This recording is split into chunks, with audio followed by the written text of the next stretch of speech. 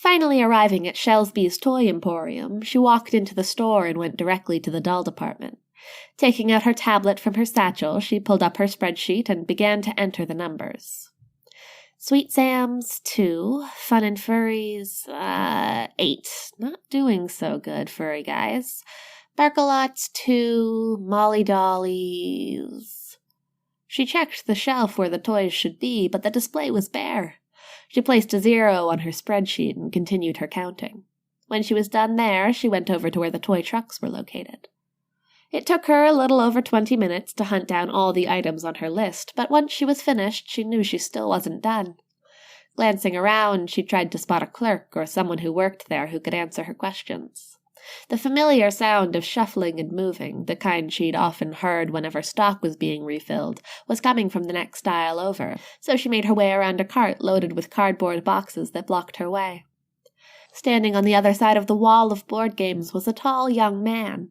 For a moment she stood there and stared at the guy, who was oblivious to the fact that he was being watched. It took her a second to realize what she was seeing as he methodically placed more inventory against the wall. A dark aura seemed to envelop him. The nearly invisible mass was filled with despair and loss. At the sight of it roiling around the young man, her heart went out to him. This wasn't a temporary sadness.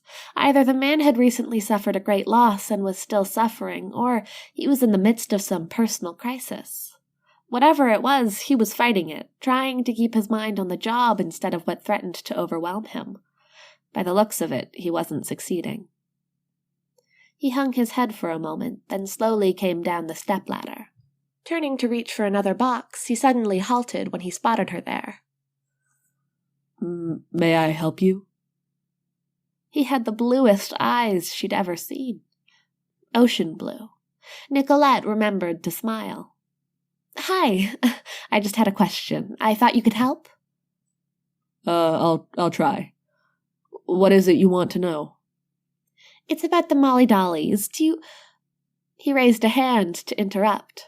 Sorry, we're completely out, and I have no idea when we'll get any more in, much less if we'll get some in before Christmas. Must be a bestseller, huh? I can't even get it out of the shipping crates fast enough, he admitted with a small smile. If we got 500 of those things in, we'd sell every one of them within the hour. Hottest item we've ever had in a long time. But, to be honest with you, I don't see what the attraction is. Looks like a plain old doll to me. Nicolette chuckled. To be equally honest, neither do I, but hey, to each his own. Thanks for your help. Is there anything else you need? Funny, but he seemed reluctant for her to leave. She gave a shake of her head. No, that was it. She was hit with inspiration. Oh, yes, I almost forgot. What is your second bestseller of this season?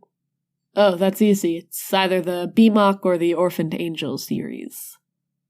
Frowning slightly as she checked her spreadsheet. BMOC? Is that the big monster on campus? Yeah, that's it. We're out of those, too. Thanks. She gave a loud sigh. Guess my niece and nephew will have to make do with what I can find. Appreciate the help, Mr. Terry. She glanced at his name badge with a single word on it. Mr. Terry? A somewhat bigger smile lifted the corners of his mouth. Just Terry will do. She returned his smile with one of her own. Oh, thanks, Terry. Merry Christmas. The smile instantly vanished from his face. Thanks. You too.